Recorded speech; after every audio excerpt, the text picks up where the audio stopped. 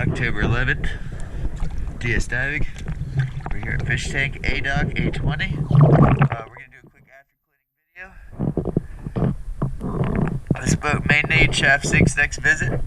It's listed as 2-inch, but the diver's plate is looking good, and there's no zinc on the rudders or the struts that I noticed.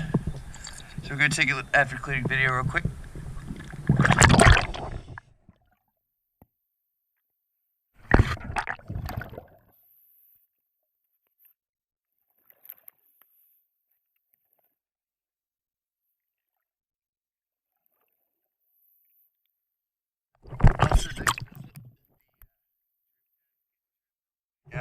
I may be able to reach a little better inside there, get a little more.